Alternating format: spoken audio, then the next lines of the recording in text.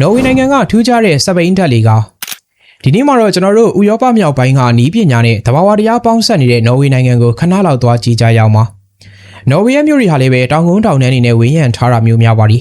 အထူးသဖြင့်စကင်နေဗီယန်နိုင်ငံတွေရဲ့မြို့ပြဖွဲ့စည်းပုံဟာခင်မိပေမဲ့မြမျက်နှာတွင်မြင်ကစိန်ခေါ်မှုတွေရှိနေတော့မှာပြီဒီလိုမတ်ဆောက်လုံးတဲ့လမ်းတွေကကားတွေကတော့အသာလေးတက်နိုင်ပေမဲ့စပိန်စီးသူတွေအတွက်တော့ဘဝနဲ့ရင်ပြီးတော့လေ့ကျင့်ခန်းလုပ်နေရတယ်လို့ပါပဲဒါဟာနေ့စဉ်မောင်းနေရတဲ့သူတွေအတွက်အတော်လေးပင်ပန်းပြီးတက်ကြီးရွယ်အိုတွေကိုလက်လှုပ်ရှားမှုအကန့်အသတ်ရှိတဲ့သူတွေအတွက်ဆိုရင်လုံးဝလက်လျှော့လိုက်ရမယ့်အခြေအနေပါစပိန်စီးရာကိုအားပေးပေမဲ့ဒီတောင်တက်လန်းတွေကပဲလူတွေကိုနောက်ဆုတ်စေပါလိ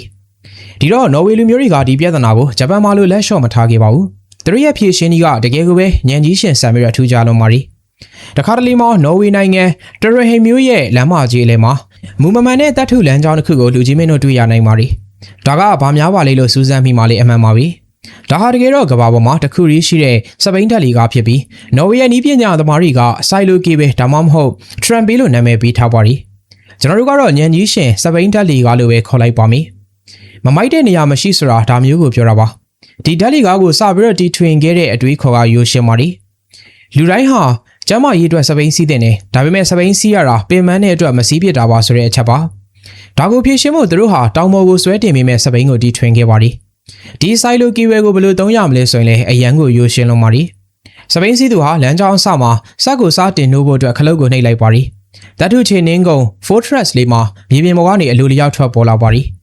လူကြီးမင်းအနေနဲ့ခြေထောက်တစ်ဖက်ကိုအဲ့ဒီချေနှင်းကုန်းပေါ်ကိုတင်ထားပြီးတော့ကြံတစ်ဖက်ကိုစပိန်ပေါ်မှာထိန်းထားရုံပါပြီကိုအနေငယ်ရှေ့ကိုကိုင်းထားဖို့တော့လိုပါလိမ့်မယ်ပြီးတာနဲ့အင်ဂျင်ရဲ့တွန်းအားကတင့်ကိုဖြင်းညင်းစွာဒါပေမဲ့စင်စမ်းမပြတ်မြန်နှုန်းနဲ့တောင်ကုန်းပေါ်ကိုတွန်းတင်ပြီးသွားပါလိမ့်မယ်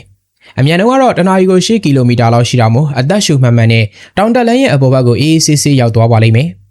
ခင်းနောက်ကျကြံငယ်ခြင်းမရှိစေရလူကြီးမင်းတို့စိတ်ထဲမှာဒီလောက်လေးနဲ့ဘာထူးမှလဲလို့လည်းထင်ပါလိမ့်မယ်ဒါပေမဲ့ဒီလိုတီထွင်မှုမျိုးကမျိုးပြစီမံကိန်း Urban Planning ရှုထောင့်ကကြည့်တော့တကယ်ကိုတော်လှန်တဲ့အပြောင်းလဲပါအထူးသဖြင့်တက်ကြီးရွယ်တွေခြေထောက်တန်ရာရှိသူတွေဟာသူတို့ရဲ့စပိန်ကိုအလွယ်တကူအသုံးပြုနိုင်ပါလိဒါဟာကိုလက်လှုပ်ရှားမှုအကန့်အသတ်ရှိသူတွေကိုခင်းနောက်ကျမကြံခဲ့စေဖို့ပံ့ပိုးပေးတဲ့လူမှုအတိုင်းဝိုင်းတစ်ခုရဲ့အားထုတ်မှုပါပဲတောင်တက်ရတာလွယ်ကူသွားတော့လူတွေဟာကားအစားစပိန်ကိုပုံမရွေးချယ်လာကြပါလိဒါကပတ်ဝန်းကျင်ညဉ့်ညမ်းမှုကိုရှော့ချရမှာသိငယ်တဲ့အထောက်အကူတစ်ခုဖြစ်စေတာပါဒီဆိုင်လိုကေဘေဟာနော်ဝေရဲ့ထင်ရှားတဲ့နေရာတစ်ခုဖြစ်ပြီး2008ခုနှစ်မှာအစာပိုင်းကတက်ဆင်ထားတဲ့စနစ်ကိုပုံမလုံးကြုံပြီးအသုံးပြုရလွယ်ကူတဲ့စနစ်အသစ်နဲ့အစားထိုးခဲ့ပါလိ